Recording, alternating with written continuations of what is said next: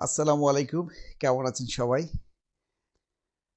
যে বিষয়টি না বললে নয়, সেটি হচ্ছে আজকে ব্যাপকভাবে আলোচিত হচ্ছে যে সার্জিস আলম একটি নতুন রাজনৈতিক দল গঠনের কথা বলেছেন। আমার প্রশ্ন সেটি হচ্ছে তিনি কি ভুল কিছু বলেছেন? আপনাদের কি মনে হয়? বাংলাদেশে বিএনপি, আওয়ামী লীগ, জাতীয় পার্টি, জামাত এদের বাইরে কি আর কোনো দল থাকবে না? বা তরুণ প্রজন্মের যারা আছে, যারা দেশকে ভালোবাসে, দেশকে সামনের দিকে এগিয়ে নিতে চায়, তারা কি নতুন কোনো দল গঠন করতে পারে না? নতুন দল গঠন করার মতো তাদের কি কোনো ধরনের অধিকার নেই? বাংলাদেশের মানুষ কি এই মানসিকতার মধ্যেই আবর্তিত হবে যে বিএনপি খারাপ করলেও আওয়ামী লীগে ভোট দিবে, আওয়ামী লীগ খারাপ করলেও আবার বিএনপিতে ভোট দিবে?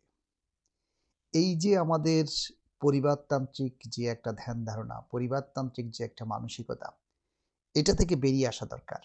আর সেজন্য আমি মনে করি সার্জিস, হাসনাত আব্দুল্লাহ তারা যদি রাজনৈতিক দল গঠন করতে চায়, সবার উচিত সহযোগিতা করা, ঝাঁপিয়ে পড়ে সহযোগিতা করা। কারণ বাংলাদেশ শুধুমাত্র দু একটি পরিবারের কাছে জিম্মি হয়ে থাকবে না। পরিবারতন্ত্র বলে যে শব্দটা, সেটাকে আসলে আমাদেরকে বর্জন করা দরকার, সেটা থেকে বেরিয়ে আসা দরকার। আজকে স্বাধীনতার 50 বছর হয়ে গেল, আমরা এখনো সেই অর্থে আমাদের দেশের যে একটা উন্নয়ন হওয়া দরকার ছিল, সেটা পাইনি। আমরা পেয়েছি কিছু লুটেরা, দুর্নীতিবাজ, কিছু নেতা যারা সময়ে সময়ে দেশকে দুর্নীতি করে তলাবিহীন ঝুড়িতে পরিণত করে তার দেশ ছেড়ে পালিয়ে যায়। তো সেই জায়গাটা থেকে বেরিয়ে আসা দরকার। নতুন প্রজন্মের, তরুণ প্রজন্মের এই যে ছাত্র জনতা, যাদের গণ অভ্যুত্থান এবং গণবিপ্লবের মধ্য দিয়ে শেখ হাসিনার সরকারকে পালিয়ে যেতে হয়েছে, তো তাদেরকে দিয়ে তো নতুন কিছু হতেও পারে। আস্থা রাখার জায়গা থাকতে হবে। আমরা আস্থা রাখতে জানি না, আমরা শুধু কেবল পুরনোতেই ঘুরপাক খাই।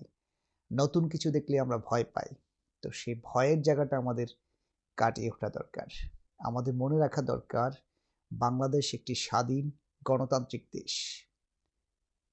মালয়েশিয়ার মতো দেশ আজকে স্বাধীনতার 30-40 বছরে যদি একটা অবস্থানে চলে যেতে পারে, আমরা 50 বছরেও আমাদের অবস্থান কেন পাল্টাতে পারি না?